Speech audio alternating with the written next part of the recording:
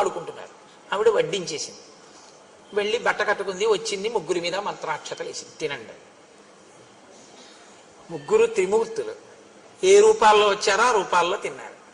తినేసిన తర్వాత ఆవిడంది, పిల్లల విషయంలోగా తల్లి ఎలా ప్రవర్తిస్తుంది, అన్యుల విషయంలో కాంత అలా ప్రవర్తించదుగా, నగ్నగా వచ్చి ఎవరి ముందు నిలబడదు. నేను దాని గురించి పెద్ద వ్యాఖ్యానాలు ఏం చెయ్యక్కర్లేదు. పసిపిల్లలైతే అమ్మ హృదయం వేరు, ఆ పసిపిల్లాడి మనస్సు వేరు. పసిపిల్లాడు అక్కడ ఆడుకుంటుంటే అమ్మ స్నానాల గది తలుపు తెరిచి వాడు ఏ ప్రమాదం తెచ్చుకుంటాడో అని స్నానం చేసేస్తుంది. అమ్మ అలా ఉండబట్టి కదండి బతికి బట్ట కట్టాం. అమ్మ ఆ ప్రేమ చూపించకపోతే మన బతుకులు ఎక్కడ ఉన్నాయి. కాబట్టి అమ్మతనం బిడ్డతనాన్ని చూస్తుంది. కాబట్టి ఇప్పుడు మీరు తిన్న తర్వాత కూడా నాకు అలాగే కనపడిందండి ఆవిడ. ఇప్పుడు వాళ్ళెవరు కనపడకుండా ఉండడానికి ఇంకా వాళ్ళ ప్రమేయం లేదు. ఆవిడ తపశ్శక్తి అంత గొప్పది. అన్నం తినేయడం అయిపోయిన తర్వాత ఆవిడ మళ్ళీ అక్షతలు చేసి వేసేసింది. ముగ్గురు పసిపిల్లలు అయిపోయారు. 3 ఉయ్యాళ్ళు కట్టి పడుకోబెట్టి ఊపింది. మీకు అలా వడ్డించాను కాబట్టి నేను తల్లిని, మీరు బిడ్డలు పడుకోండి ముగ్గురు అని. ముగ్గురు పడుకున్నారు అంతే. ఆవిడ ఊయలు ఊపుతాంది. ఇప్పుడు పరిగెవరు తీశారు? కీర్తి ప్రకాశింపజేయడం మాట దేవుడు. ముగ్గురు ఉయ్యాల్లో పడుకున్నారని ముగ్గురు వచ్చారు. లక్ష్మి, సరస్వతి, పార్వతి ముగ్గురు వచ్చారు.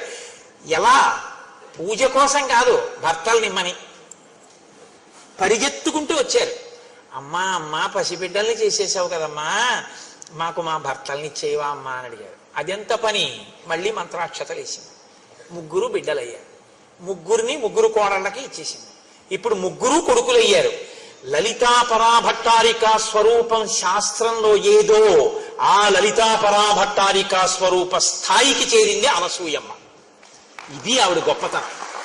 అటువంటి అనసూయ స్వరూపం గురించి చెప్పి ఆ స్వరూపాన్ని ఇక్కడ తీసుకొచ్చి ఒక సువాసిని యందు ఆవాహన చేసి పూజ చేయకపోతే దోషమైపోతుందండి. శాస్త్రాలు మీకు చూసే అవకాశం ఇచ్చేయి. ఒక సువాసిని కూర్చోబెట్టి మీరు శ్రీ సూక్తంతో ఆవాహన చేసి పూజ చేస్తే మీకు అనసూయమ్మకి జరుగుతున్న పూజ మీరు చూసేసినట్టే. దాని చేత మీరు ధన్యులైపోతారు. చూపుల శ్రీపతి రూపము నాపోవక త్రావి త్రావి హర్షోద్ధతయ్యి వాపుచ్చి మందమధురాలాపంబుల పొగడనదితి లక్ష్మీనాథున్ అంటారు పోతన గారు. చూపులతో తాగి తాగి ఆనందం అనుభవించాలి ఒక్కొక్కసారి. అందుకు కదా ఇప్పుడు ఈ ఘట్టం తర్వాత సువాసిని పూజ జరుగుతోంది అనసూయా స్వరూపంగాను. ఇదే ఆవిడ గొప్పతనం. కాబట్టి రామ, నువ్వు ఇప్పుడు ఆ అనసూయ దగ్గరికి నువ్వు సీతమ్మని పంపించు. సీతమ్మ లోపలికి వెళ్ళి అనసూయమ్మతో మాట్లాడుతుంది అని అనసూయని పిలిచారు అత్రి మహర్షి. రామలక్ష్మణులు సీతమ్మ నమస్కారం చేశారు. ఆయన అన్నారు, అనసూయ సీతమ్మని లోపలికి తీసుకెళ్ళు. వాళ్ళిద్దరికీ తెలుసు ఏమివ్వాలో ఎందుకు ఇవ్వాలో, రామాయణాన్ని ఎలా తిప్పాలో ఋషులకి తెలుసు. కాబట్టి ఇప్పుడు అనసూయమ్మ సీతమ్మని తీసుకుని లోపలికి వెళుతోంది. వెడుతున్న అనసూయమ్మ ఎలా ఉందో మనకి నిజంగా వాల్మీకి, అందుకు కదండి ఋషిరుణం వచ్చింది. అనసూయమ్మ ఎలా ఉండేదండి అన్నారు అనుకోండి, ఆవిడ వృద్ధురాలు అని మహర్షి చెప్పారు. ఎలా ఉందో మనం చూడ్డానికి వీలుగా లైవ్ టెలికాస్ట్ అంటారే, శాబ్దికమైన ప్రత్యక్ష ప్రసారం చేస్తారు మహర్షి. ఆయన అంటారు, శిథిలాం ఫలితాం వృద్ధాం జరా పాండురమూర్ధజాం సతతం వేపమానాంగీం ప్రవాతే కదలీయథ. ఆవిడ శిథిలాం, శరీరం అంతా శిథిలమైపోయింది. ఫలితాం, ఆ తల్లి ఒళ్ళంతా ముడతలు పడిపోయింది. వృద్ధాం, వృద్ధురాలైపోయింది. జరాపాండురమూర్ధజాం, వృద్ధాప్యం చేత ఆవిడ తలంతా నెరిసిపోయి ముగ్గుముట్టు అయిపోయింది, పెద్దదైపోయింది, పెద్ద ముత్తైదువ. సతతం వేపమానాంగీం, ఆవిడ ఇలా వణికిపోతోంది చేతులవిని. ప్రమాతే కదలీయథ, గాలి వేస్తే అరిటి చెట్టు ఎలా కదిలిపోతుందో అలా కదిలిపోతోంది. అటువంటి తల్లి బయటికి వచ్చి సీతమ్మ చెయ్యి పట్టుకుని లోపలికి తీసుకెళ్ళింది. లోపలికి వెళ్ళిన సీతమ్మ అనసూయమ్మ ఏం మాట్లాడుకున్నారో మనకి వెంటనే కెమెరా అటు తిప్పుతారు మహర్షి. అది రామాయణానికి గొప్పతనం. నేను అదే ఏకాంతంగా చదవండి రామాయణాన్ని, రామాయణాన్ని మామూలుగా చదవకండి అని నేను అంటాను. మీరు దాన్ని అలా చూస్తుంటే మీకు ఇక్కడ రామాయణం కదిలేటట్టుగా ఆయన రచన చేశారు. ఇప్పుడు మీ సంతోషం ఎవరి మీద ఉంటుంది ఇంత చెప్పాక? సీతమ్మ అనసూయమ్మ ఏం మాట్లాడుకుంటున్నారో లోపల ఉంటుంది, బయట అత్రి రామలక్ష్మణులు ఏం మాట్లాడుకుంటున్నారో అని మీకు ఉండదు. వెంటనే కెమెరా అటు తిప్పుతారు మహర్షి. కెమెరా అటు తిప్పుతారంటే నా ఉద్దేశం ఆయన యొక్క ఘంటం అటు తిరుగుతుంది. మీరు ఆ శ్లోకంలో, శబ్దంలో దర్శనం చేయొచ్చు. అభివాద్య చ వైదేహి తాపసీం తామనందితాం బద్ధాంజలి పుటా హృష్ట పర్యపృచ్ఛదనామయం. లోపలికి వెళ్ళినటువంటి సీతమ్మ అంజలి ఘటించింది. ఇలా అంజలి ఘటించి రెండు చేతులతో శిరస్సు ఉంచి నమస్కరించి ఆ తల్లిని తాపసీం అనిందితాం, అనిందత అంటే స్వచ్ఛమైన చరిత్ర కలిగిన అనసూయకి నమస్కారం చేసి, వెంటనే అనసూయమ్మంది, ఇంకా ఏమి పెద్ద హడావిడేం లేదండి, వెంటనే ఒక మాట అంది. తత సీతాం మహాభాగాం దృష్ట్వా తాం ధర్మచారిణీం స్వాంత్యంత్య బ్రవీత్ హృష్ట దిష్ట్యా ధర్మమవీక్షసే. చాలా సంతోషించినటువంటి మనస్సుతో అనసూయమ్మ ఇలా చూసిందట సీతమ్మ వంక. దేనికి సంతోషం? నమస్కారం చేసిందనే కాదుట. మహర్షి ఎందుకు అనసూయమ్మ సంతోషించిందో చెప్తున్నారు. దిష్ట్యా ధర్మమవీక్షసే, ధర్మాన్ని పట్టుకున్నావు కనుక. అమ్మా నువ్వు ధర్మాన్ని పట్టుకున్నావమ్మా సీతమ్మ, నాకు ఇది సంతోషం వేస్తోందమ్మా. ఏమిటి సీతమ్మ పట్టుకున్న ధర్మం? వెంటనే చెప్తోంది ఆవిడ. త్యక్త్వా జ్ఞాతి జనం సీతే మానవృద్ధించ భామిని అవరుద్ధం వనే రామం దిష్ట్యాత్వం అనుగచ్చసి. నువ్వు జ్ఞాతి జనాన్ని విడిచిపెట్టావు. మీ మామగారు 2 వరాలిచ్చి కైకమ్మకి రాముణ్ణి అరణ్యవాసానికి వెళ్ళమని చెప్పగానే నా భర్తకి ఇంత కష్టపెట్టినటువంటి ఈ మామగారింట్లో నేనుండి ఈయనకి సేవలు ఎందుకు చెయ్యాలి? మీరు 14 ఏళ్ళు అరణ్యవాసానికి వెళ్ళి వచ్చి మీరు పట్టం కట్టుకున్న తర్వాత నేను వస్తాను, అప్పటి వరకు నేను పుట్టింట్లో ఉంటానని జనక మహారాజు గారి యొక్క కూతురు అయోనిజ అయినటువంటి సీతమ్మ అనుకుంటే అలా పుట్టింటికి వెళ్ళొచ్చు. లేదా నేను అరణ్యవాసానికి ఎక్కడ వస్తానండి, ఇక్కడ ఉంటానులేండి అని రాముడే అన్నాడు కనుక ఉన్నవని అక్కడ ఉండొచ్చు. జ్ఞాతి జనాన్ని విడిచిపెట్టి అక్కడా ఉండక ఇక్కడ ఉండక మానవృద్ధించ భామిని ఐశ్వర్యాన్నంతటినీ కూడా విడిచిపెట్టేసి అహంకారాన్ని విడిచిపెట్టేసి రాముడి కన్నా ఒక విషయంలో సీతమ్మది ఒక మార్క్ ఎక్కువ, ఆవిడ అయోనిజ అయినా కూడా అవరుద్ధం వనే రామం, రాముడి వెనకాతల అడవికి వచ్చేసావు. దిష్ట్యాత్వం అనుగచ్చసి, రాముణ్ణి పట్టుకున్నావు, ధర్మాన్ని పట్టుకున్నావు, భర్తని అనుగమించావు. భర్త వెంట ఉండాలి ఆడది, భర్త వెనక ఉండడం, భర్తని అనుగమించడం కన్నా పూజ ఇంకొకటి లేదు. ఎన్ని పూజలు చేసి ఇది వదిలినా అది 0, అన్నీ వదిలి ఇది ఉంటే పూర్ణం అన్న ధర్మాన్ని పట్టుకున్నావు సీత. అందుకు నేను సంతోషిస్తున్నాను. సీతమ్మ, నేను నీతో ఒక మాట చెప్పనా? నగరస్థో వనస్థో వా పాపో వా యదివా శుభ యాసాం స్త్రీణాం ప్రియో భర్త తాసాం లోకా మహోదయా. భర్త నగరంలో ఉండని అరణ్యంలో ఉండని, పాపిష్టివాడు కాని పుణ్యాత్ముడు కాని, ఆడది భర్తని ఉపాసన చేస్తే చాలు, భర్తని అనుగమిస్తే చాలు, ఆమె సమస్తమైనటువంటి శ్రేయస్సుని పొందుతుంది. భర్త ఎటువంటి వాడన్న దాన్ని బట్టి అనుగమించడం గొప్పతనం కాదు, భర్తని అనుగమించడం గొప్పతనం. కాబట్టి నువ్వు అలా అనుగమించావు, ఆయన అరణ్యానికి వచ్చి అనుగమించావు. దీనికి నేను చాలా సంతోషిస్తున్నాను. సీత, నీతో నేను ఒక మాట చెప్తాను, బాగా విను. భర్త అన్న మాటకి ఒక గొప్ప నిర్వచనం చెప్పింది అనసూయమ్మ రామాయణంలో. నాతో విశిష్టం పశ్యామి బాంధవం విమృశంత్యహం సర్వత్ర యోగ్యం వైదేహి తపః కృతమివావ్యయం. ఒక వ్యక్తి గొప్ప తపస్సు చేశాడు. ఇప్పుడు ఆయన గొప్ప తపోనిష్టాగరిష్ఠుడైనటువంటి వాడు అలా వెళ్ళిపోతున్నాడు. ఆయనకి ఆకలేసింది, అది ఎడారి, ఏమీ దొరకలేదు. ఇప్పుడు ఆయనకి ఏమీ దొరకలేదు కాబట్టి ఆయనకి ఏమైనా బాధ ఉంటుందా? ఆయన తన తపశ్శక్తి చేత ఆయన తలుచుకుంటే అక్కడికి నదిని తీసుకురాగలడు. ఆయన సాక్షాత్ అన్నపూర్ణమ్మని పిలిచి అన్నం వడ్డించుకుని తినగలడు. నిన్నను చూడలా భరద్వాజ మహర్షి తపశ్శక్తి ఏమిటో మీరు? తపశ్శక్తి తన నుంచి వేరుపడకుండా తనలోనే ఉండి తనని రక్షిస్తున్నట్టు భర్త అనేటటువంటి వాడు భార్యకి సిద్ధమైన తపస్సు లాంటి వాడు, అలా రక్షిస్తూ ఉంటాడు. ఎక్కడికి వెళ్ళు ఆయన యొక్క అని కీర్తి పొందుతుంటాం. కాబట్టమ్మా, భర్త అంటే అంత గొప్పవాడమ్మా. నత్వేమవ గచ్చంతి గుణదోషమసస్త్రియ కామ వ్యక్తవ్య హృదయ భర్తృనాథాశ్చరంతియాహ. కొంతమంది ఈ లోకంలో కామమునకు లొంగినటువంటి వారై భర్త మీద తాము అధికారమును చెలాయించాలని, భర్తని తమ చెప్పు చేతల్లో పెట్టుకోవాలని ఎప్పుడూ భర్త గురించినటువంటి విషయాలు తెలుసుకోవాలనేటటువంటి కుతూహలంతో ప్రవర్తిస్తూ తము యుక్తాయుక్త విచక్షణ మరిచిపోయి తామే ఏదో భర్తని చెప్పు చేతల్లో పెట్టుకుని నడిపించగలిగినటువంటి ప్రజ్ఞ ఉన్నవారమని ప్రవర్తిస్తూ ఉంటారు. అది చాలా నింద్యమైనటువంటి పని. అలా ఉండకూడదమ్మా అని అనసూయమ్మ అంటూ, నువ్వు ఎప్పుడూ ఎలా ఉండాలని నేను ఆశీర్వచనం చేస్తున్నానో తెలుసా? తదేవమేనం తమనువ్రతా సతి పతివ్రతానాం సమయానువర్తిని భవస్వభర్తు సహధర్మచారిణి యశశ్చ ధర్మంచ తతస్సమాప్స్యసి. నీకు ఎన్నడూ కూడా రామునే అనుగమించేటటువంటి లక్షణము ప్రకాశించి ఉండుగాక.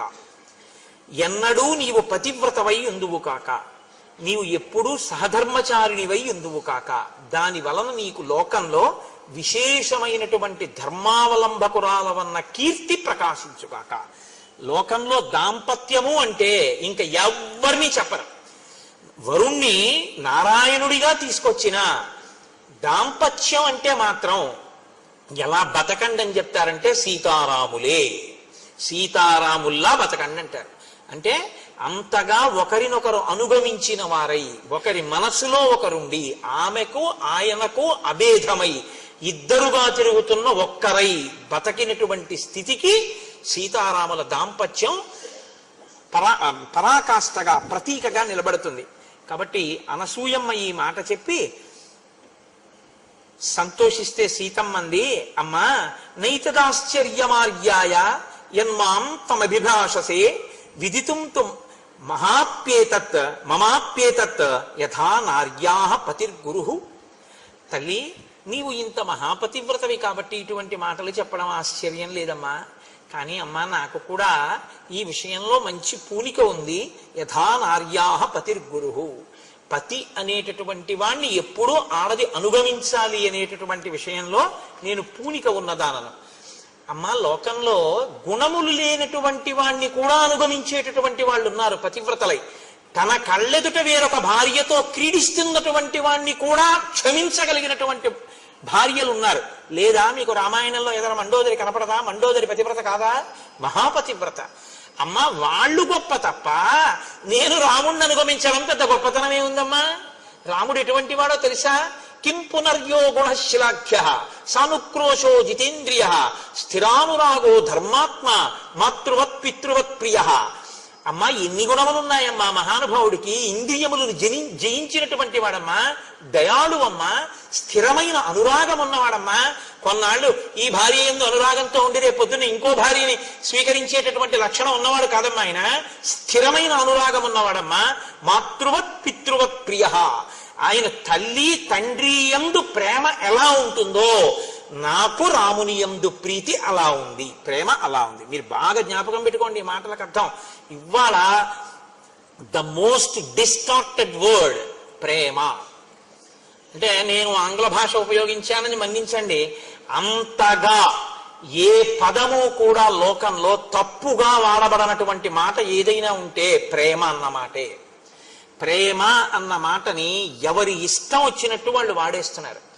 కామము అన్న మాటని చెప్పవలసిన చోటది చెప్పకుండా ప్రేమ అన్న మాటతో దాన్ని పూర్ణ చేస్తున్నారు. మీరు మాటని కాని ఒక చోట చెప్పవలసిన దాన్ని ఇంకొక మాట పెట్టేస్తే జీవితాలు పడిపోతాయి. తెలుసా అండి?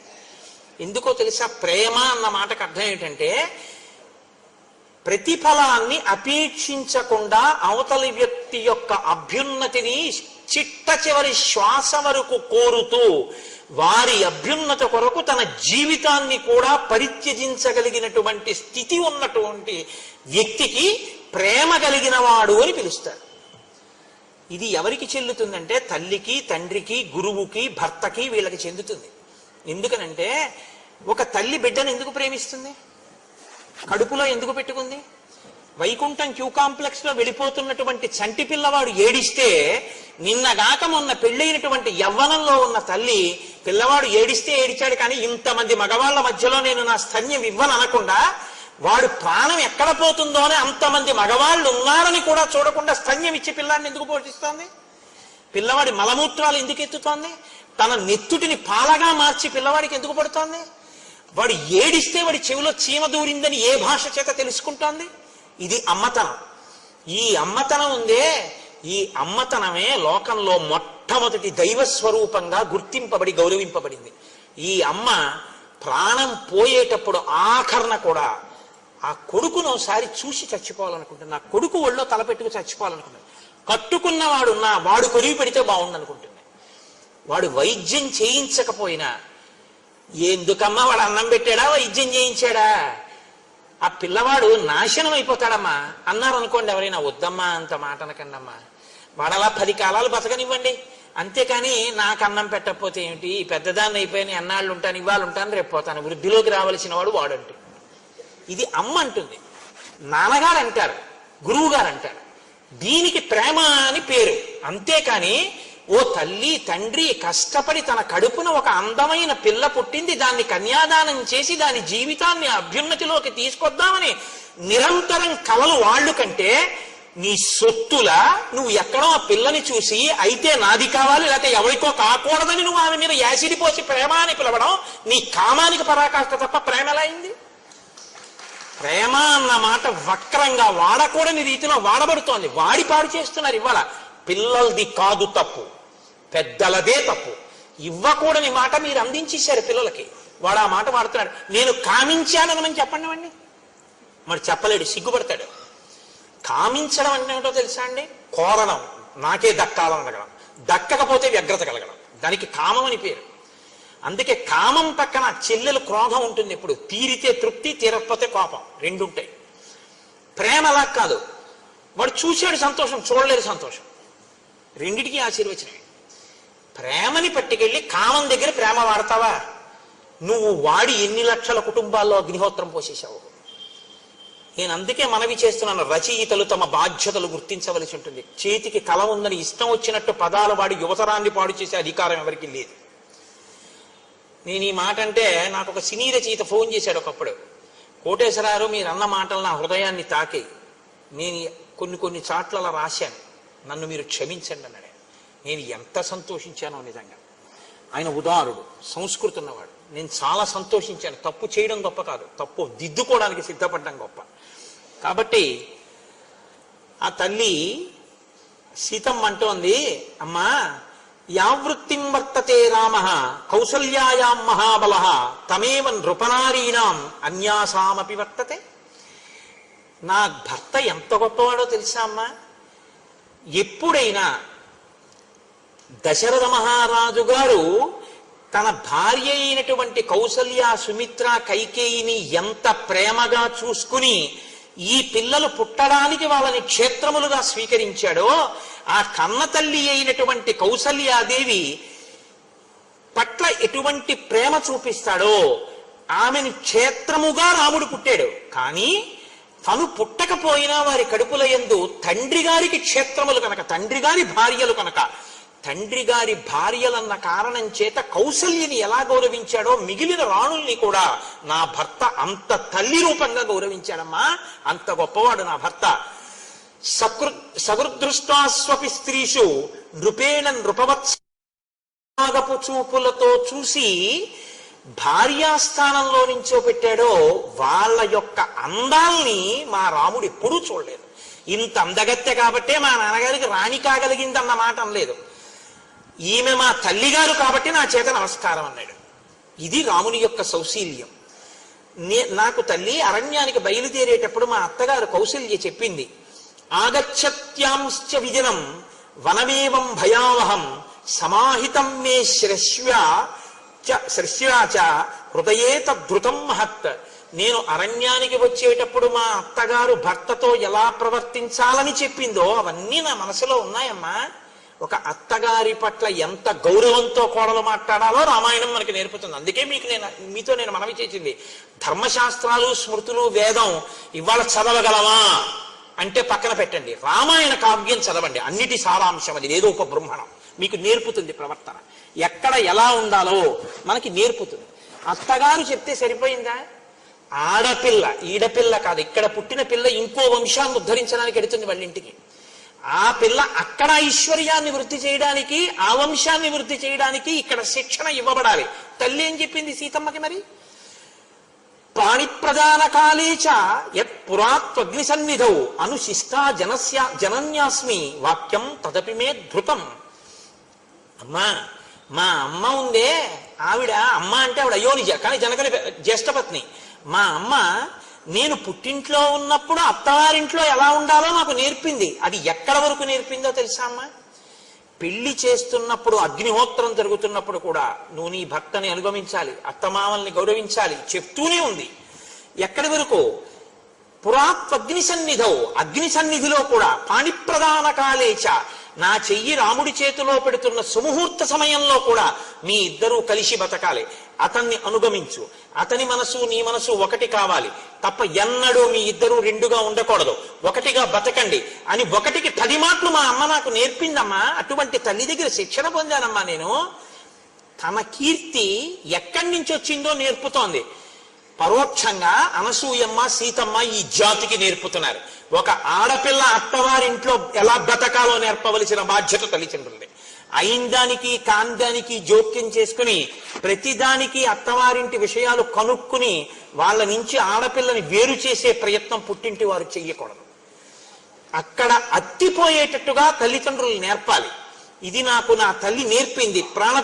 పాణిప్రదాన కాలేచ యత్పురాత్మగ్ని సన్నిధౌ అనుశిష్టా జనన్యాస్మి వాక్యం తదపి మే ధృతం. నన్ను బాగా మీరు అర్థం చేసుకోండి. నేను ఎవరిని తక్కువ చేయట్లేదు, ఎవరిని ఎక్కువ చేయట్లేదు. పురుషుడు ఎక్కువ కాడు, స్త్రీ తక్కువ కాదు. అసలు ఆ మాటకు వస్తే నా మొదటి నమస్కారం ఆడదానికి. ఎందుకంటే తల్లి జన్మ ఇచ్చింది కాబట్టి ఈ శరీరం ఉంది. నేను చెప్పడం ఏంటంటే శాస్త్రాలు చెప్పాయి పురుషుడు నేల మీద పడి నమస్కారం చేయాలి, ఆడదల పడక్కర్లేదని చెప్పారు. ఎందుకు పడక్కర్లేదని అడిగారు. ఏ స్థానంలోంచి నువ్వు జన్మ పొందావో, ఏ 2 స్థానముల దగ్గర బతికుండడానికి పాలు తాగావో ఆ 2 గౌరవింపబడాలి, అవి నేలని తగలక్కర్లేదన్నారు. అందుకే ఆడది నేల మీద పడి నమస్కారం చేయదు. ఆడదానికి శాస్త్రాలు అంత పెద్దపీట వేసి గౌరవించాయి. నేను గౌరవించడం ఏంటి? శాస్త్రం నమ్మాను కాబట్టి నేను గౌరవిస్తున్నాను. కాబట్టి స్త్రీకి సనాతన ధర్మంలో, స్మృతిలో, శాస్త్రంలో వేసినంత పెద్దపీట బహుశా ఎక్కడా ఎవ్వరూ వేయరు. నీకు చేత కాకపోతే, నువ్వు పురాణం చదవకపోతే, నువ్వు కావ్యాలు చదవకపోతే నీకు ఇంకోలా కనపడచ్చు, నువ్వు చదివితే ఆ మాట నువ్వు అనలేవు.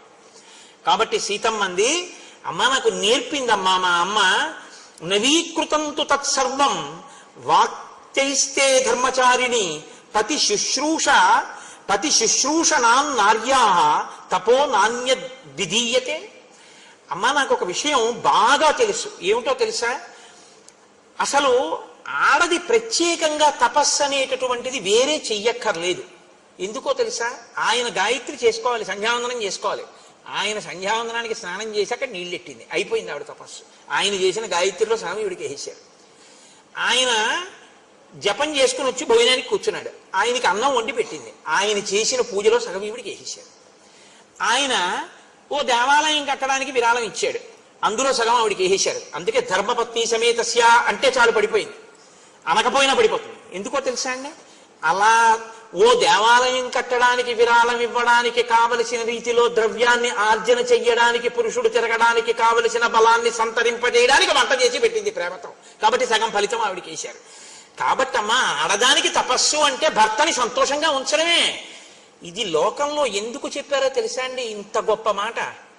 భర్తకి శాంతి స్థానం భార్య, భార్యకి శాంతి స్థానం భర్త. బయట ఎన్ని ఇబ్బందులు కలగనివ్వండి, భార్య సంతోషంగా పలకరిస్తే ఆయన సంతోషిస్తాడు. ఆవిడ ఎంత దరిద్రంలో ఉండనివ్వండి, ఎంతమంది ఏమననివ్వండి, భర్త ఒక్కడు గుండెల్లో పెట్టుకున్నాడు అనుకోండి చాలు సంతోషంగా. దీనికి ఒక మాట చెప్తుంటారు పెద్దలు, సముద్రం లోపలికి వెళ్ళి జాలరులో 6 నెలలకోసారి ముత్యాలన్నీ ఏరి జాగ్రత్తగా పట్టుకొచ్చి భార్యల మెళ్లల్లో వేసేవారట. ఒక జాలరి వెళ్ళేవాడు కాదుట. ఆ ఒడ్డున ఉన్నటువంటి నత్తగుల్లలన్నీ ఏరి, శంఖాలు ఏరి, దండలు గుచ్చి భార్య మెళ్ళలో వేశాట. ఇన్ని నగలు వేసినటువంటి వాళ్ళకన్నా నత్తగులలను శంఖాలు వేసుకున్నటువంటి ఈవిడలో ఎక్కువ తేజస్సు ఉండేది. ఎందుకని అడిగారట. రోజు మా ఆయనకి నేను ఎదురుగుండా ఉండి కనపడి నా ముఖం చూస్తే ఆయన సంతోషిస్తారు, ఇంతకన్నా ఏం కావాలి? 6 నెలలు సముద్రంలోకి వెళ్ళి తెచ్చిన ముత్యాలు వేసుకుంటేనే తృప్తి. అందుకని ఈవిడ ముఖం ఎక్కువ శోభించింది అన్నారు. ఆవిడికి ఈయనకి ఆవిడ శాంతి స్థానాలు. ఆ శాంతి పాడు కాకుండా చూడాలి. కొత్తదనం శాంతి పాడవడానికి కారణం. ఎంతో కలిసి ఉంటాయి కుటుంబాలు. తెలిసి తెలియని తనంతో గబుక్కుని వచ్చి భార్య నేరం చెప్పింది అనుకోండి ఎవరి మీదో, ఏంటండి మీ తమ్ముడు అలా మాట్లాడుతుంటాడు అస్తమానం, నా మనసు చిన్నబుచ్చుకుంటోంది అంటే అతనికి అప్పటి వరకు తమ్ముడితో కలిసి ఉన్నవాడికి తమ్ముడి మీద కోపం వస్తుంది. అందుకే సన్నికళ్ళు తొక్కించి మంత్రం చెప్తారు పెళ్లిలో. అమ్మ ఈ రాయి తొక్కినా, గౌరవించినా, పచ్చడి చేసినా, పసుపు కొమ్మెట్టినా ఎంత స్థిరంగా ఉందో, నువ్వు అత్తవారి ఇంట కూడా కొంచెం ఓర్చుకుని ఆ స్థిరభావంతో ఉండు, లేకపోతే గడపలు చాలా అయిపోతాయమ్మా. ఈ ఐకమత్యత విచ్ఛిన్నమైపోతుంది. నువ్వు కొంచెం గట్టిగా నిలబడితే కుటుంబాలు కలిసి ఉంటాయి అని ఉదార బుద్ధితో వేదం నేర్పుతుంది. ఆడపిల్లకి ఎంత నేర్పుతుందో మగపిల్లవాడికి అంతా నేర్పుతుంది సుమండి. అన్ని మాకేనా అనకండి, మళ్ళీ అన్నీ నేర్పుతుంది. ఇప్పుడు నేను వివాహ మంత్ర ప్రాశస్త్యము అన్న విషయం మీద మాట్లాడటం లేదు కాబట్టి నేను వాడి జోలికి ఎక్కువగా వెళ్ళటం లేదు. కాబట్టి అమ్మా నాకు ఈ విషయం తెలుసు. ఇలా పతిని మించినటువంటి సావిత్రి, రోహిణి మొదలైనటువంటి వాళ్ళు దేవలోకాల్ని చేరుకున్నారు అన్న విషయం కూడా నాకు తెలుసు అని ఆ తల్లి అంది. అమ్మా నేను చాలా సంతోషించానంటే అనసూయమ్మంది, కింతే కరవాణి బ్రవీహిమే, నీకు ఒక వరం ఇద్దాం అనుకుంటున్నాను, ఏం వరం కావాలో కోరుకో, నీ మాటలకి సంతోషించాను సీతమ్మ అంది. అంటే ఆవిడంది, కృతమిత్యబ్రవీత్ సీత తపోబల సమన్వితాం. అమ్మా నాకు ఇంకా వేరే కోరికలు ఏంటమ్మా, నాకు ఇంకా వేరే కోరికలు ఏమక్కర్లేదు, నువ్వు ఇంత మంచి మాటలు చెప్పావే అవే నాకు కోరికలు. ఇది ఈ మంచి మాటలు వినాలని కోరుకోవాలి. కాబట్టి అమ్మా ఇంత మంచి మాటలు చెప్పావు, ఇంకింతకన్నా వరం ఏమిటమ్మా, నాకేం అక్కర్లేదు అంటే ఆవిడంది, కాదు కాదు నేను ఏదో ఒకటి చేస్తే తప్ప నాకు తృప్తి లేదు.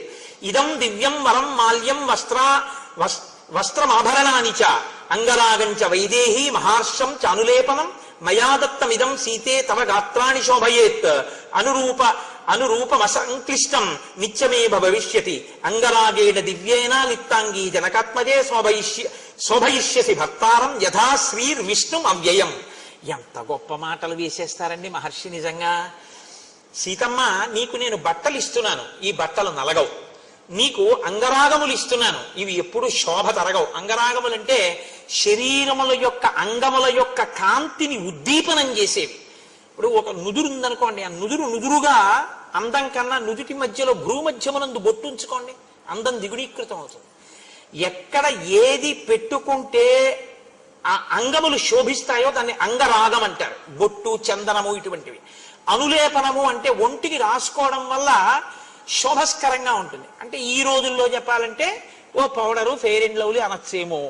కాబట్టి అంగరాగములు, అనులేపనములు ఇవి ఎప్పటికీ తరిగిపోయేవి కావు. ఓ గంట క్రితం రాసుకున్న పౌడర్ గంట పోయిన తర్వాత కుళ్ళుకంపు వస్తుంది. అలా కాదమ్మా, ఇవి రాసుకుంటే ఎప్పటికీ అలాగే ఉంటుంది సువాసన. అలా ఎలా ఉంటుంది? ఆవిడ తపశ్శక్తి అటువంటిది. కాబట్టి నేను ఇటువంటివి నీకు ఇస్తున్నాను, ఇవి నువ్వు ధరించి రాముడికి కనపడవు.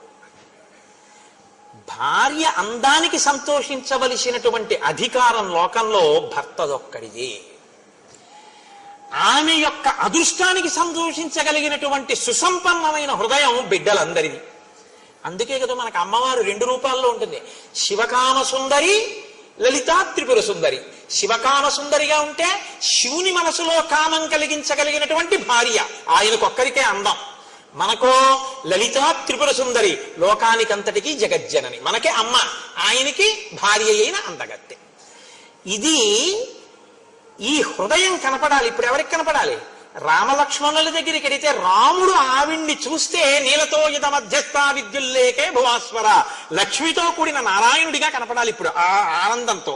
లక్ష్మణుడు అమ్మ మా వదిన ఎంత అదృష్టాన్ని పొందిందో, మా వదినమ్మకి ఇంత అదృష్టం కలిగిందని వదిన పక్కన అమ్మ చేర్చి వదినమ్మ అని మా వదినమ్మ ఇవన్నీ రాసుకొని 10 కాలాలు 5వ తనంతో ఇలా ఉండాలని బిడ్డలు కోరుకున్నట్టు సంతోషించాలి సీతారాముల్ని చూసి.